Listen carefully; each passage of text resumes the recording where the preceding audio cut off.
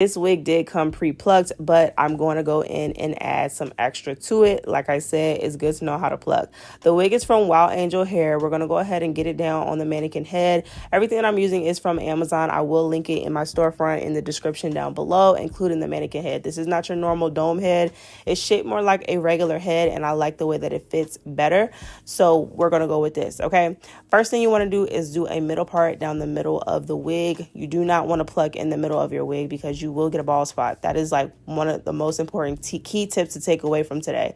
I'm using the Tresemme Extreme Hold Spray. I think this is like a level 2 or 3. It's very lightweight. It will not make the hair crunchy. You can keep spraying it and it won't even make the hair heavy at all. So this is one of my favorite products to use. We're just going to define that middle part and make sure that we can see it. So when we're plucking, we don't have to think twice about where we are at on the wig. The wig is a HD lace wig from Wild Angel. Like I said earlier, I got this from Amazon, y'all. I am on a hunt for all of the top quality wigs on Amazon. I do purchase these myself, so make sure to follow up on my TikTok if you're not following me already. Or also, subscribe if you're not subscribed on YouTube. I do videos on here and reviews. But I buy these wigs myself, and I go ahead and let y'all know the real tea on what I'm thinking. And this is a good wig. I have it linked on my storefront, so make sure to check it out. These are the tweezers I like to use. These are like my third set. I get these from Amazon as well in like a 4 or 5 piece set. It comes with multiple different types of tweezers and also a nice little case to put them in. But I'm using these tweezers. These are the slanted tweezers, and we're going in sections on our hairline. I like to do 3 sections, right at the crown, the middle of that area, and then right around the ear tab. Those are the 3 sections. So we're going in the first section, and basically I'm doing the pluck skip method. The difference with this and the pluck skip method normal is I'm going to be adding a little bit of what I do. So you're going to want to split the hair. What we're focusing on is spacing. So you're going to pluck a space, leave hair, pluck a space, leave hair. And as you can see, it's creating these lines in the hairline, and that is what's going to give you the natural look. The more lines you have, the more natural it's going to look. A lot of people like to say it looks like a fork or it looks like a comb because they leave it like this and then they don't move forwards. But I'm going to show you guys the next step you need to do to make it look more natural, because we're not leaving it like this. We're going in with our tweezers. Where you see those spaces at, yeah, there's hair in between those spaces. We're going to pluck the hair in between those spaces. Break it apart, break it in half. This is the most important part here.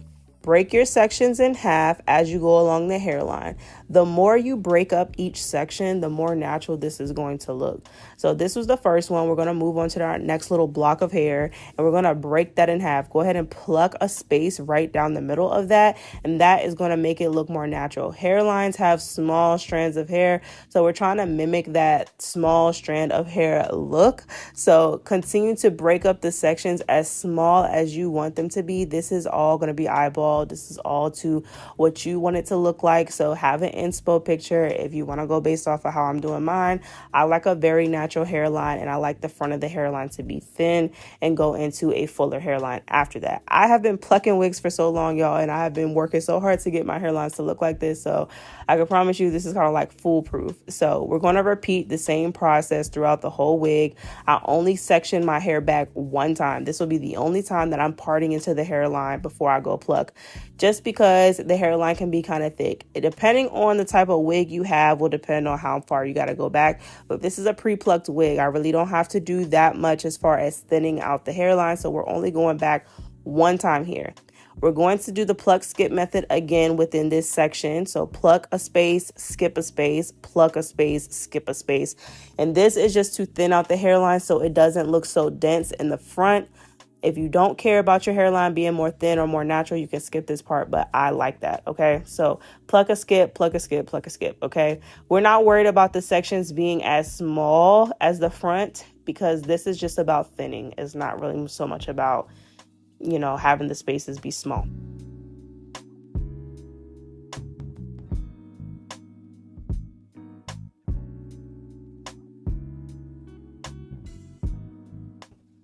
So after I've thinned that out, I'm combing all the hair back using my hot comb again. Y'all are going to see me use this hot comb so many times. The hot comb is what I use to make sure that everything is going how it's supposed to go and is looking how it's supposed to look.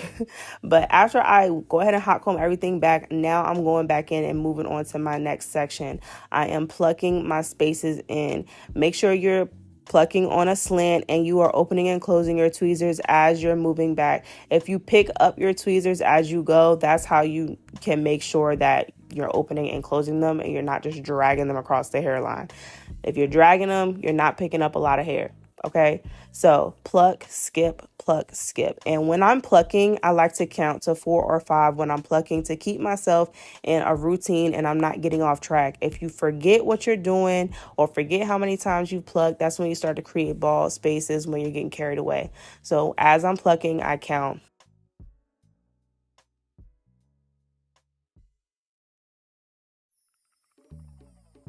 1, 2, 3, 4, 5. 1, 2, 3, 4, 5, 6, 7, 8, 9. 1, 2, 3, 4, 5, 6, 7, 8.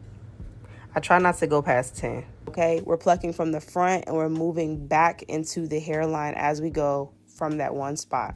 But just count 1, 2, 3, 4 or 1, 2, 3, 4, 5, move on to your next space. And you can always go back, but that is just to keep you in that space, not for too long.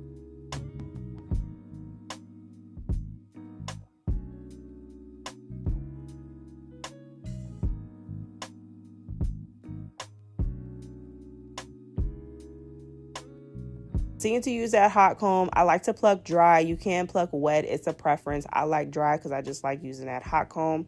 And then I am going to be repeating this process over and over and over again until I like the way that it looks. I want as many smaller spaces as I can get in the front of the hairline. You don't want it to look bulky. You don't want big sections of hair, because the more smaller it is, the better it's going to look. Okay.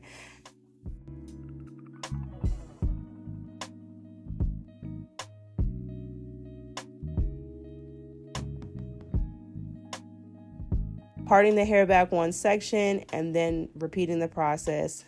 Make sure to keep on watching this to the end of the video so y'all can see the final result. But for now, I'm just going to go ahead and let y'all watch me do this part, and then I'll come back at the end.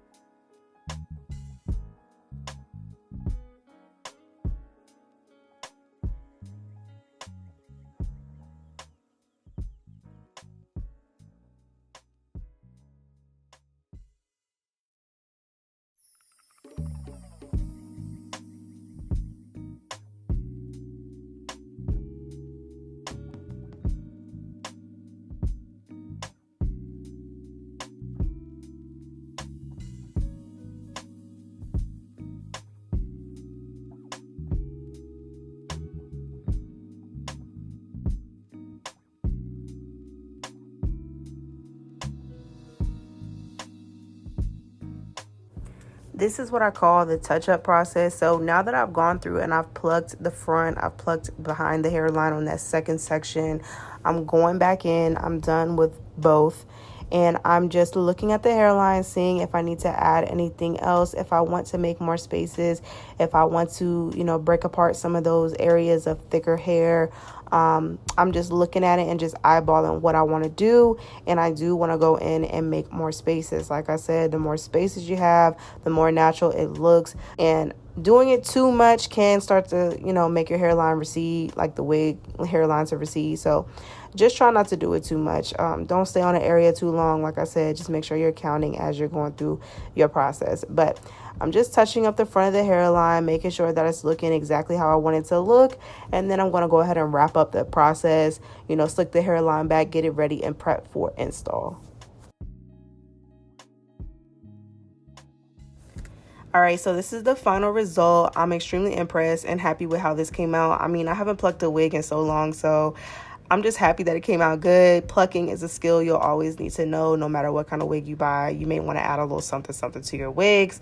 But make sure to go follow me on all my socials. Subscribe to my channel. I was going to sell this, but I said, you know what? I'm going to give the girls something for free.